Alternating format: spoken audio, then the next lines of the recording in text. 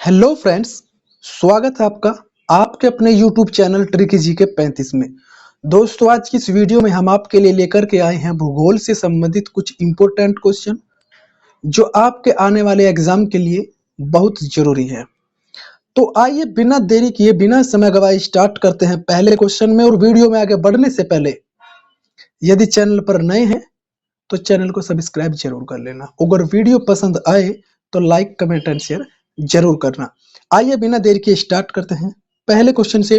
तो पहला क्वेश्चन आपका है कि भूगोल का पिता किसे कहा जाता है। तो भूगोल का पिता कहा जाता है आपको हिकेटियस को। तो ये तो एक नॉर्मल क्वेश्चन होगा कि भूगोल का पिता हिकेटियस को कहा जाता है, और ये हर बुक्स में आपको मिल भी जाएगा। लेकिन आज हम इसके कुछ इंटरेस्टिंग टॉपिक पढ़ता है, इसके इंटरेस्टिंग फैक्ट पढ़ते हैं। तो सबसे पहले आपको पता है कि भूगोल है क्या। देखो, हम सबसे पहले बताते हैं कि भूगोल के लिए एक शब्द का प्रयोग किया जाता है जिसको बोलते हैं ज्योग्राफी, जिसका मतलब होता है पृथ्वी का वर्णन करना या फिर पृथ्वी के बारे में जानकारी देना। और इस शब्द का उपयोग किया था इरेटोस्थनीज ने। और ये इरेटोस्थनीज कौन था? ये था वैज्ञानिक भूगोल का पिता। वैज्ञानिक भूगोल का पिता कहा जाता है इरेटोस्थनीज को। तो इसमें फिर भूगोल का पिता हिकेटियस को और वैज्ञानिक भूगोल का पिता इरेटोस्थनीज को कहा जाता है। अब इसमें बताए कि हिकेटियस की एक पुस्तक थी जिसका नाम था जसपिरियस। हिकेटियस ने एक पुस्तक भी लिखी थी जिसका नाम था जसपिरियस। अब हम इसमें देखते हैं कि भूगोल में आपका देखते हैं आपका मानचित्र भी आते हैं। तो विश्व का जो मानचित्र बनाया था सबसे पहले, वो एनेक्जिमेंडर ने बनाया था। किसने? एनेक्जिमेंडर ने विश्व का मानचित्र बनाया था। 600 बीसी में बनाया था। अब आप कहेंगे कि ये बीसी क्या है? तो बीसी होता है बिफोर क्राइस्ट, यानी ईसा मसीह जी के जन्मदिन से 600 साल पहले विश्व का मानचित्र एनेक्जिमेंडर ने बनाया था। अब आपके मन में क्वेश्चन होगा कि जब विश्व का मानचित्र बनाया था तो भारत का भी बना है, ये कब बना? तो इसका भी जवाब है, भारत का मानचित्र 1752 से 1752-53 में बनाया था एनविले ने। किसने बनाया था? एनविले ने। तो इस समय इस क्वेश्चन से आपको इतनी जानकारी मिल गई होगी। अब इसमें ही मैं आपको बता भी देता हूं कि जो इसके अनुसार जो है, आपको पता होगा कि भारत उत्तरी गोलार्ध में स्थित है अक्षांश दृष्टि से, और देशांतर दृष्टि से पूर्वी गोलार्ध में स्थित है। अक्षांश और देशांतर होता क्या है?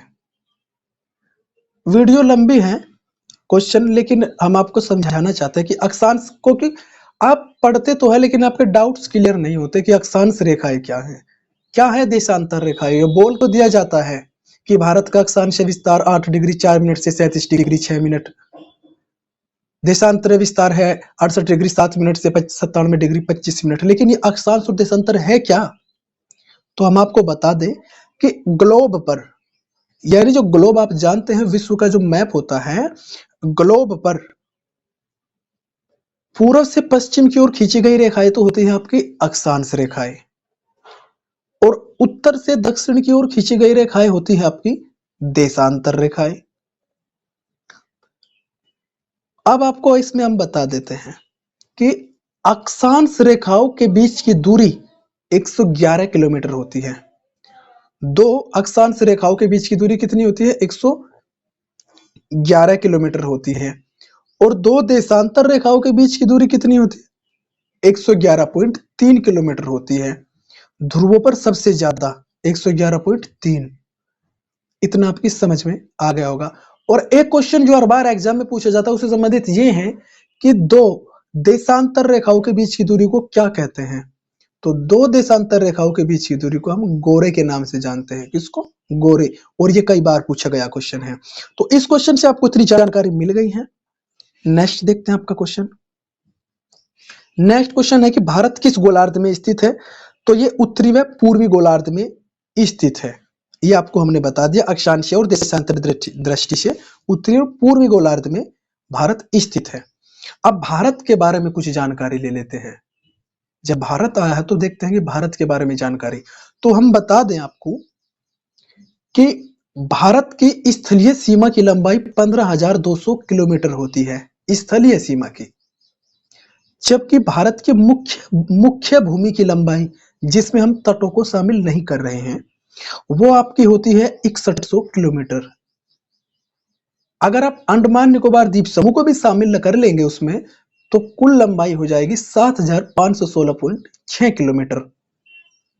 दूसरा, कि भारत की पूर्व से पश्चिम तक लंबाई कितनी होती है, ये भी पता होना चाहिए। तो ये 2933 किलोमीटर होती है। और फिर भारत की उत्तर से दक्षिण तक लंबाई, यानी पूर्व से पश्चिम क्या बताया हमने आपका, अरुणाचल प्रदेश से लेकर के आपके गुजरात तक 2933 किलोमीटर। उधर हम जम्मू कश्मीर जो आपका केंद्र शासित प्रदेश है, वहां से लेकर के आपको कन्याकुमारी तक बता रहे हैं, तमिलनाडु तक 3214 किलोमीटर है। ये आपको कितना समझ में आ गया होगा। अब भारत के ही बारे में पढ़ रहे हैं तो देखिए कि भारत का पूर्वी बिंदु अरुणाचल प्रदेश में और पश्चिमी बिंदु गुजरात में है, लेकिन उनको किस नाम से जाना जाता है? जो भारत का पूर्वी बिंदु है उसको हम बोलते हैं वालांगू या किमिथु, जो आपका अरुणाचल प्रदेश में है। और जो भारत का पश्चिमी बिंदु है उसको हम बोलते हैं राजहर क्रीक, शर क्रीक या फिर गोर माता भी बोलते हैं, जो आपका गुजरात में है। फिर भारत का उत्तरी बिंदु जो है, जो जम्मू कश्मीर केंद्र शासित प्रदेश है उसमें है, उसका नाम है इंद्रकोल। और भारत का जो दक्षिणतम बिंदु है, जो आपका कन्याकुमारी में है मुख्य भूमिका, उसको बोलते हैं कन्याकुमारी। लेकिन अगर अंडमान निकोबार द्वीप समूह को भी शामिल करके हम कहें कि भारत का सबसे दक्षिणतम बिंदु कौन सा है, तो वो कौन सा आपका इंदिरा पॉइंट है, जिसको पिग्मेलियन पॉइंट, पार्सन पॉइंट, लाही चिंग के नाम से भी जाना जाता है, जो आपका अंडमान निकोबार द्वीप समूह में है। तो इससे आपको इतनी जानकारी मिल गई होगी। नेक्स्ट क्वेश्चन आपका देखते हैं कि कर्क रेखा भारत के कितने राज्यों से होकर के गुजरती है? तो इसका सही जवाब है 8 राज्य। कर्क रेखा भारत के 8 राज्यों से होकर के गुजरती है। अब सबसे बड़ी चीज देखो कि कर्क रेखा है क्या। कर्क रेखा भारत को 2 भागों में बांटती है। ये भारत के बीचों बीच से होकर के गुजरती है कर्क रेखा। और कर्क रेखा पर झारखंड की राजधानी रांची जो है, वो कर्क रेखा पर ही स्थित है। 23.5 डिग्री उत्तरी अक्षांश को हम कर्क रेखा कहते हैं।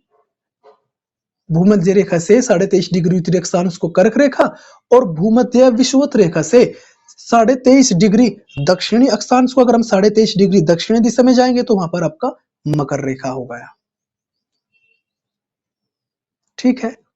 और कर्क रेखा पर 21 जून को सूर्य की किरणें लंबवत पड़ती है, यानी सीधी पड़ती है, इसलिए कर्क संक्रांति होती है। और उत्तरी गोलार्ध में सबसे बड़ा दिन होता है 21 जून को।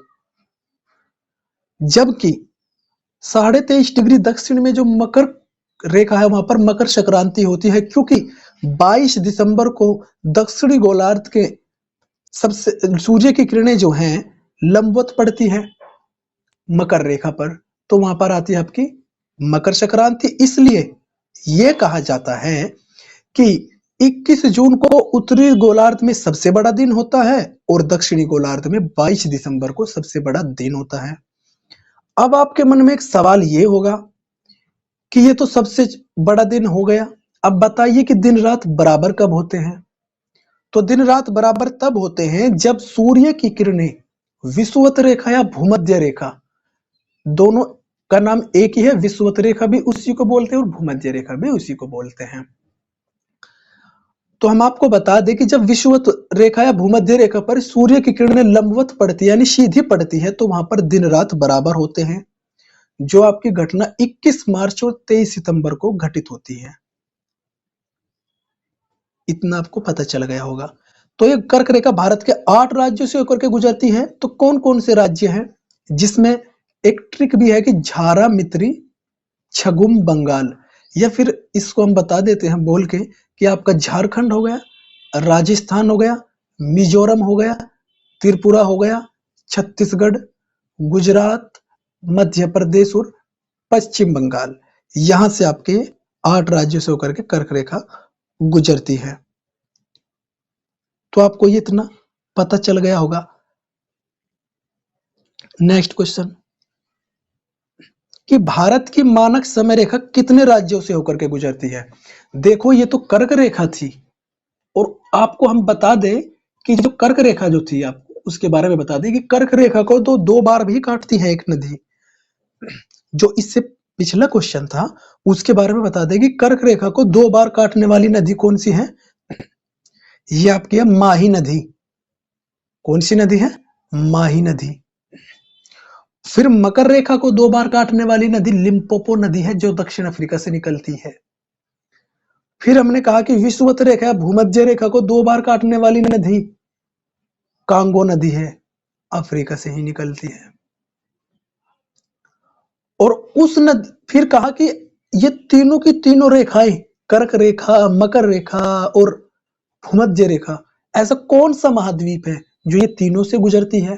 तो वो आपका अफ्रीका महाद्वीप है, जहां से तीनों की तीनों रेखाएं गुजरती है।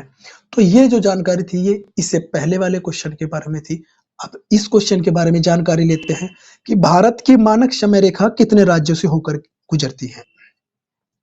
भारत की मानक समय रेखा का मतलब होता है कि इसके अनुसार हम अपने देश का टाइम देखते हैं कि कितना है कितना नहीं। 82.5 डिग्री पूर्वी देशांतर को भारत की मानक समय रेखा माना गया है, जो इलाहाबाद के नैनी से होकर के गुजरती है। भारत के बीचों बीच से होकर के गुजरती है, इलाहाबाद के नैनी से होकर के गुजरती है। अब आप कहोगे कि 82.5 डिग्री पूर्वी देशांतर का मतलब क्या है, इससे हम अपना टाइम कैसे मानते हैं?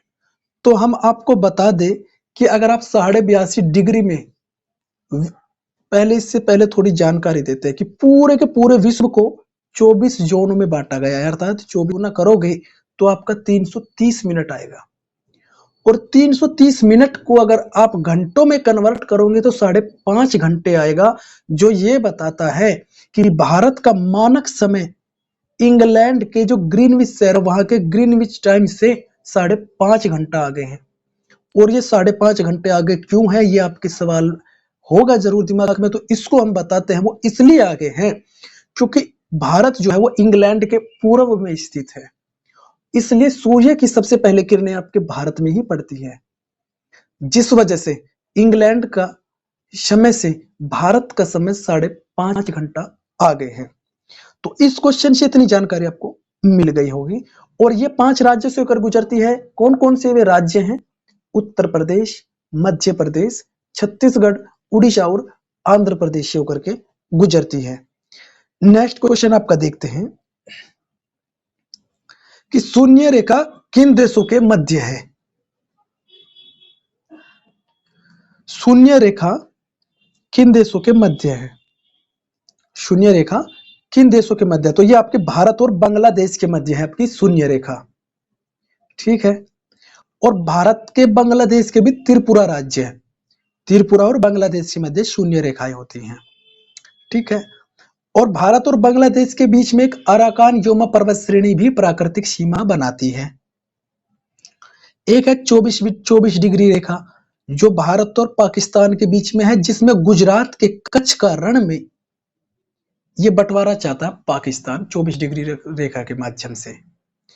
अब गुजरात के कच्छ के रण की अगर हम बात करें तो गुजरात के वर्तमान में मुख्यमंत्री आप जानते हैं कौन है, भूपेंद्र भाई पटेल हैं। दूसरी चीज, कच्छ क्या है? भारत का सबसे बड़ा जिला है कच्छ, जहां पर जंगली गधा पाया जाता है। और कच्छ से इंपोर्टेंट एक टॉपिक ये भी है कि लूनी नदी गुजरात के कच्छ का रण में जाकर के ही गायब हो जाती है। ये कई बार पूछा गया क्वेश्चन, इंपोर्टेंट क्वेश्चन है। कुछ रेखाएं और देख लेते हैं, जैसे 38वीं समांतर रेखा जो है वो उत्तरी कोरिया और दक्षिण कोरिया के बीच में है। 49वीं समांतर रेखा यूएसए और कनाडा के बीच में है। मैकमोहन रेखा भारत और चीन के बीच में है, जो 1914 में खींची गई थी। भारत और पाकिस्तान के बीच में और भारत और बांग्लादेश के बीच में, दोनों के बीच में एक रेखा है जिसको बोलते हैं रेड क्लिफ, जो रेड क्लिफ ने ही खींची थी। अब पाकिस्तान और अफगानिस्तान के बीच में एक है डूरंड रेखा। ठीक है। तो इससे आपके क्वेश्चन ये क्लियर हो गए होंगे। नेक्स्ट क्वेश्चन आपका देखते हैं। नेक्स्ट क्वेश्चन देखते हैं कि 10 डिग्री चैनल किसके मध्य है। अब आपको पता होना चाहिए पहले तो कि चैनल क्या होता है। सबसे बड़ी बात तो ये ही है कि पता चले कि चैनल होता क्या है, चैनल किसको कहते हैं। तो हम आपको बता दें कि दो पहाड़ियों के बीच का जल का मार्ग जो दो पहाड़ियों को अलग करता है वो होता आपका चैनल। जलीय मार्ग को चैनल बोलते हैं। और 10 डिग्री चैनल जो है वो लघु अंडमान और लिटिल अंडमान दोनों के बीच में है। अब हम आपको इसके बारे में थोड़ा समझा देते हैं, थोड़ा संक्षिप्त में ही समझाएंगे। इसके बारे में आप जानिए थोड़ा, तो आपको थोड़ा अच्छा लगेगा इसके बारे में कि पता होना चाहिए कि ये क्या है। तो हम आपको बताएं कि हमारा जो है कन्याकुमारी होता है। अब उससे बाद में कन्याकुमारी से जैसे आप आगे चलते हैं तो आपका पड़ता है क्या, कोको जल संधि। कोको जल संधि म्यांमार के कोको द्वीप पर है। जो कोको जल संधि म्यांमार का कोको द्वीप है और भारत का उत्तरी अंडमान है, उसके बीच में आपकी कोको जल संधि है। इतना क्लियर। फिर उत्तरी अंडमान से बाद में आता है आपका मध्य अंडमान और फिर आता है आपका दक्षिण अंडमान और फिर आता है आपका लिटिल अंडमान, लघु अंडमान। तो आपको बता दे कि दक्षिणी अंडमान और लघु अंडमान के बीच में एक चैनल है। दक्षिणी अंडमान और लघु अंडमान के बीच में भी एक चैनल है। वहां पर बंगाल की खाड़ी भी है आपकी। क्या है आपकी? बंगाल की खाड़ी भी वहीं पर स्थित है। दक्षिण अंडमान और लघु अंडमान के बीच में बंगाल की खाड़ी है। ठीक है। फिर थोड़ा नीचे चलेंगे तो लघु अंडमान और लिटिल अंडमान के बीच में आपका 10 डिग्री चैनल है। मैं यही बताना चाहता था कि लघु अंडमान और लिटिल अंडमान के बीच में ही आपका 10 डिग्री चैनल है। और उससे थोड़ा सा नीचे चलने पर, थोड़ा सा नीचे चलने पर आपको क्या दिखाई देगा? ग्रैंड चैनल दिखाई देगा। और ग्रैंड चैनल पर ही आपका क्या है? ग्रेट निकोबार। वहीं पर आपका इंदिरा पॉइंट है, जो भारत का दक्षिणतम बिंदु है। इंदिरा पॉइंट वो वहीं पर स्थित है। किसके बीच में? इंडोनेशिया और ग्रेट निकोबार के बीच में आपका कौन सा चैनल है? कौन सा क्या है? इंदिरा पॉइंट, ग्रेट निकोबार और किसके मध्य में है आपका? इंडोनेशिया के बीच में। मैं यही से आपको ले जाना चाहता था कि सबसे पहले कन्याकुमारी से कोको जल संधि, कोको जल संधि से आपका फिर आया कोको द्वीप, कोको जल संधि, कोको द्वीप आया उसके बाद में। फिर आपका 10 डिग्री चैनल आया, फिर आपका इंदिरा पॉइंट आया इंडोनेशिया, फिर दूसरा देश स्टार्ट हो जाएगा। तो दक्षिणतम बिंदु ये आपका पता चल गया होगा, इंदिरा पॉइंट। फिर आपका आता है लक्षद्वीप में।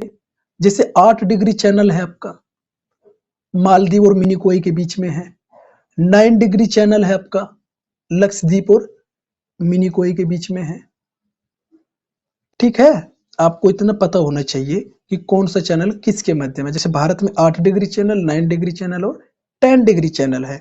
मैं जानता हूं इस क्वेश्चन में आप उलझ गए होंगे, थोड़ा समझ में नहीं आया होगा, लेकिन आप जब अगर एक बार वीडियो को दोबारा देखेंगे तो आप सब समझ जाएंगे, क्योंकि आपके लिए नई जानकारी होगी। नेक्स्ट क्वेश्चन देखते हैं कि सौर मंडल में कुल कितने ग्रह हैं। सौर मंडल में कुल कितने ग्रह हैं? तो सबसे पहले तो आपको पता होना चाहिए कि सौर मंडल है क्या। तो सौर मंडल में है क्या भाई? सूर्य, उसके ग्रह और कुछ खगोलीय पिंड होते हैं, पुच्छल तारे होते हैं, वो सब जो है सौर मंडल के अंतर्गत आते हैं। ठीक है। और सौर मंडल का मुख्य केंद्र क्या है आपका? सूर्य। पूरे सौर मंडल की 99.9% ऊर्जा जो है वो सूर्य में स्थित है। और सूर्य कहाँ है? सूर्य हमारी आकाश गंगा, जो मिल्की वे दुग्ध मेखला बोलते हैं जिसको, उसके एक छोर, एक किनारे पर स्थित है, जो चक्कर लगा रहा है उसका। और 25 करोड़ वर्ष में एक चक्कर उसका लगाता है वो। और सूर्य जब आकाश गंगा का एक चक्कर 25 करोड़ वर्ष में लगाता है तो उसके उस चक्कर को कॉस्मिक वर्ष बोलते हैं। क्या बोलते हैं? कॉस्मिक वर्ष। 25 करोड़ वर्ष में लगाता है, लेकिन उसकी चाल है 250 किलोमीटर पर सेकंड। 250 किलोमीटर पर सेकंड है। ठीक है।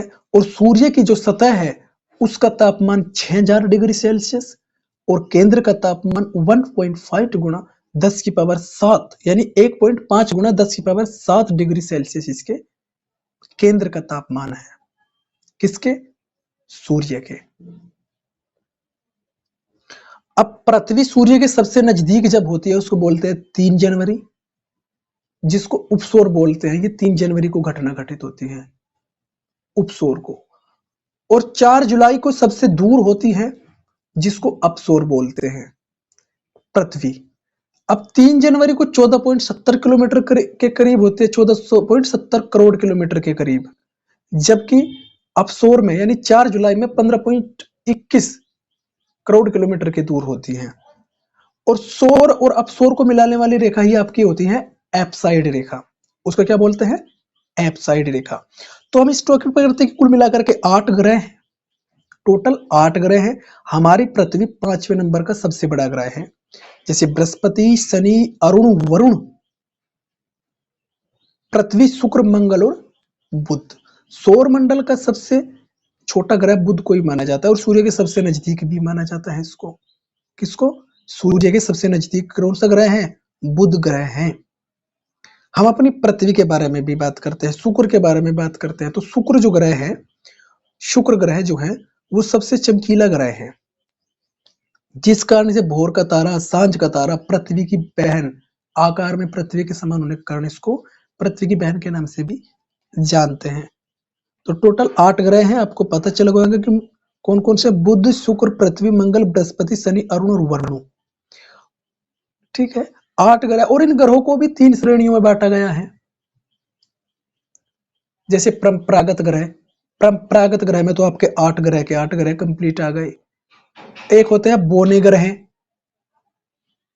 बोने ग्रह में आते हैं प्लूटो, यम, सेरस, चेरान, ये आपके बोने ग्रह में आते हैं। फिर आपका आता है कौन सा? उपग्रह और अन्य खगोलीय पिंड, ये अन्य ग्रह में, ये अन्य ग्रह में आते हैं आपके। ठीक है। पहले 4 ग्रह को पार्थिव ग्रह भी कहते हैं या आंतरिक ग्रह भी कहते हैं, और बाद के 4 ग्रह को बृहस्पति भी कहते हैं या बाह्य ग्रह या फिर गैसीय ग्रह भी कहते हैं। सबसे ज्यादा ग्रह आपके बृहस्पति के हैं, इसको आपको याद रखना होगा। और बृहस्पति और मंगल के बीच में ही आपके क्या पाए जाते हैं? क्षुद्र ग्रह पाए जाते हैं। कौन से ग्रह? क्षुद्र ग्रह। ठीक है, इतनी जानकारी यहां से आपको मिल गई है। नेक्स्ट क्वेश्चन आपको देखते हैं कि सूर्य के सबसे निकटतम तारा कौन सा है। तो सूर्य के सबसे निकटतम तारा कौन सा है? वो है प्रोक्सिमा सेंचुरी। हमारा सूर्य भी एक तारा ही है। तो सूर्य के सबसे निकट कौन सा तारा है? प्रोक्सिमा सेंचुरी है। नेक्स्ट क्वेश्चन आपका देखते हैं कि आकाशगंगा को सबसे पहले किसने देखा। तो आकाशगंगा को स्वीडन का निवासी था गैलीलियो, जो यूरोप में पड़ता है, उसने सबसे पहले देखा था आकाशगंगा को, गैलीलियो ने। अब आकाशगंगा होती क्या है? आप देखना कि आकाश में तारों का समूह होता है जो चमकीला सा दिखाई देता है, बहुत सारा झुंड सा दिखाई देता है, उसको हम आकाशगंगा बोलते हैं। और इस ब्रह्मांड में लगभग 100 अरब आकाशगंगाएं हैं और प्रत्येक आकाशगंगा में लगभग 100 अरब तारे हैं, और उसमें से हमारा सूर्य एक तारा है। हमारी आकाशगंगा का नाम मिल्की वे दुग्ध मेखला है, और जो सबसे नजदीक आकाशगंगा है उसको देवयानी है हमारी, जो सबसे नजदीक है आकाशगंगा। और एक नवीनतम खोजी गई है जिसका नाम है ड्वार्क गैलेक्सी भी बोलते हैं इसको, मंदाकिनी आकाशगंगा। ठीक है, ये आपका आकाशगंगा। और हमारा जो सूर्य है वो आकाशगंगा के एक छोर पर स्थित है, ये भी आपको पता चल चुका है। तो ये था उसका थोड़ा सा जानकारी आपके लिए। नेक्स्ट कि एडम ब्रिज कहाँ स्थित है। तो एडम ब्रिज पम्बन द्वीप, रामेश्वर, ये भारत और श्रीलंका के मध्य है। ये तो नॉर्मल सी जानकारी थी, ये क्वेश्चन आपके लिए इसलिए रखा था। तो आशा है आपको वीडियो पसंद आई होगी। अगर वीडियो पसंद आई है तो चैनल को सब्सक्राइब जरूर करना, बेल आइकन को प्रेस कर लेना, ताकि ऐसी ही नॉलेजेबल वीडियो की नोटिफिकेशन आपके पास सबसे पहले पहुंचे। तो मिलते हैं किसी अगले वीडियो में, तब तक के लिए जय हिंद, जय भारत।